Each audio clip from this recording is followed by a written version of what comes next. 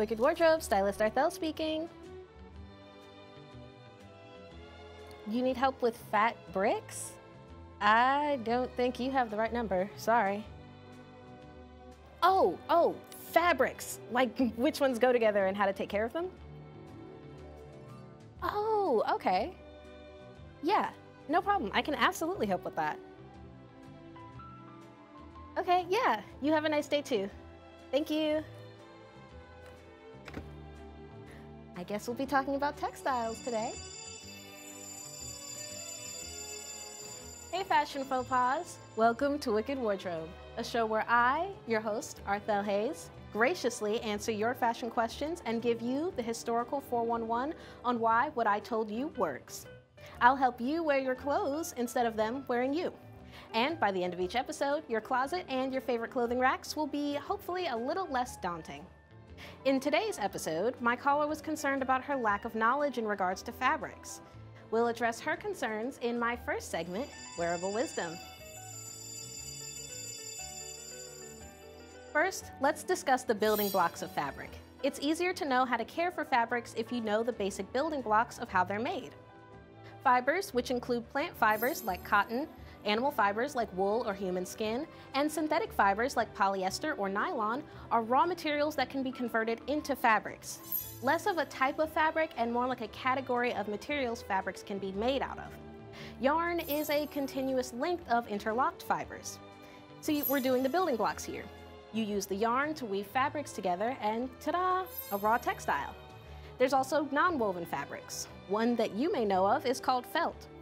You can also knit things together, which will probably remind you of your grandma's favorite sweater, or an old lighthouse keeper slowly losing his mind as he stares out into the open ocean. Lace is really tiny yarn or thread embroidered into an intricate pattern. You often see it on wedding veils or generally feminine articles of clothing. Lastly, hides are extremely common but take an entirely different process to make. The process of tanning leather is intense, and that's why the care for it is so important.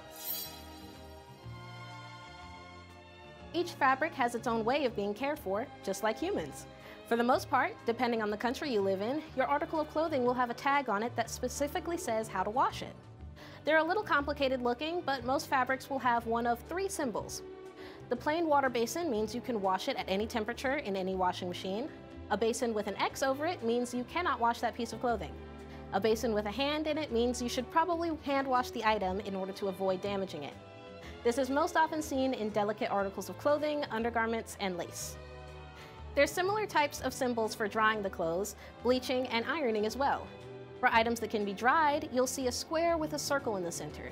If you see a circle with a star in the middle, actually, I don't think that one's for clothing. Anyway, for items that can be bleached, you'll see a plain triangle. The same triangle will be blacked out if you cannot bleach that item. For the iron, if you see one, you can iron the garment. If there's a dot in the iron, you should iron at a low temperature. The more dots there are, the higher the temperature you should iron it at. If there's an X over it, don't iron it at all. If there's an X below it, don't steam it. There's a couple dozen other symbols that fall into each category, but I would be hard-pressed for time if I had to explain each of them. Some of them are self-explanatory, and others you may never see in your entire life. But what happens when you don't have that tag? Maybe you've thrifted your clothes, or maybe you cut off the tag before realizing that information was important, or maybe your tag only says the mix of the fabrics. Well, let's go over a few common fabric types and how you're supposed to care for them. The most common fabric material in the world is cotton. It's a plant-based fiber coming from the cotton plant. It's pretty lightweight and strong even when it's wet, despite being plant-based. Its breathability supports its popularity as well, and it takes dyes really well. But you have to be careful when you wash it. Once dyed, it's prone to discoloration and bleeding, and it also tends to shrink in the wash, regardless if you wash it in cool or warm water. You also have to hang up cotton clothing or iron it on high heat, since it's prone to wrinkling. On the bright side, it doesn't gather static electricity at all, so if you've got a cat who's terrified of you because you shocked them once on a cold morning, you won't have to worry. Silk is a pretty popular animal-based fiber. It's one of the strongest natural fibers since it's made from silkworm cocoons. It's also one of the only natural fibers that is actually naturally shiny. And you know humans, they love shiny things. It takes dyes really well, it's smooth and wrinkle resistant, it's easily cleaned by hand or in a dry cleaner, and it's highly elastic. What's not to love? Well, it does tend to shrink, and you can't wear it too often because it deteriorates in the sun and from sweat, so it's awful for the summertime. And of course, it's expensive for the most part. Satin is made of silk most of the time. If it's cheap, it's probably rayon. And if you've ever worn satin, you know that it's notorious for being easily snagged. Thank you, Jasper. Leather is animal skin. Pretty simple. If it's from a smaller animal, it's called a skin. If it's from a larger animal, it's called a hide. Real leather will likely have some type of imperfections since it's coming from an animal that lived outside. You can get it from a cow, the most common form, or it can come from other animals like alligators or snakes. The process of tanning turns the animal skin into leather, and it also prevents bacteria from growing and stops the decay of the skin. There's 6 main ways of tanning leather, but the most common is chrome tanning, and I won't go into details on the process. Real leather is durable, stiff when new, and needs to be broken in. You don't want to do this process by force, as you could damage the integrity of the fabric. As for the care, you should handle it with clean hands, since the oils in your skin can break it down. All you gotta do is gently wipe it down with a clean cloth, maybe a couple times a year, wipe it down with a leather cleaner. Don't forget to condition your leather as well. It is still skin, after all, and I love wearing skin. Oil tanned leather doesn't need strong of a conditioner as chrome tanned leather, so you should check with whoever made your leather to see how to properly care for it. And stay away from wax, salt water, and don't leave it in the sun too long unless you know you'll be able to care for it later. It's extremely durable, but just like man, it is fallible. Last, and probably least, is polyester. It's durable and easily washed, it's soft, it's mildew resistant, moisture wicking, it takes dyes really well, and it's cheap. But it's made from petroleum, and it's terrible for the mortal world, and the closest you can get to a sustainable version of it is to just recycle it, which doesn't happen often. Let's talk about care. It's easy. Just throw it in the washing machine on a low temp, tumble dry it on low, and iron it on low. It's basically plastic, so high heat will make the fibers bond and distort. Now that you know all about how to care for the main fabric types, let's talk about the history of them. I personally love human history, and textile history is especially intriguing. I'll be right back to give you the 411 on just that. Welcome to Who, What, Where, the segment where I give you the cultural 411 on fashion history.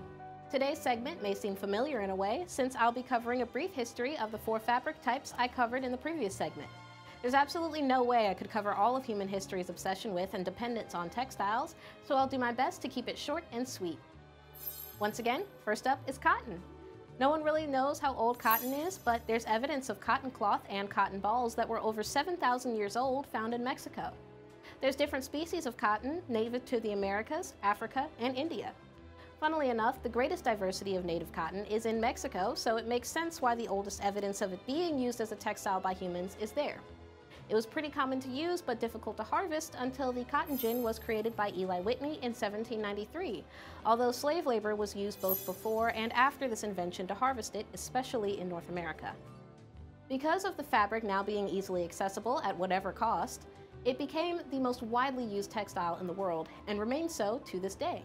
Silk, my personal favorite fabric, has been around for at least 5,000 years and begins its history in ancient China. The process of making it was an intensely guarded secret, though. Understandably so, it's a beautiful natural fiber that makes fabric that looks unlike anything ever seen before. Eventually, though, the secret got out, probably sometime during the peak of the Silk Road. Funnily enough, the silk trade was booming quite a bit before the establishment of the Silk Road. Despite the popularity of synthetic fibers that can replicate silk, it's still an extremely popular material for those who can afford it, and China remains the #1 leader in sericulture, aka the process of producing silk. Leather is right up there with cotton in age, since there's evidence of it being used over 5,000 years ago during the Bronze Age. Humans have been using leather as long as they've been hunting animals, since there's no use wasting the perfectly good skin of your dinner. We have more than just physical evidence of leather, though.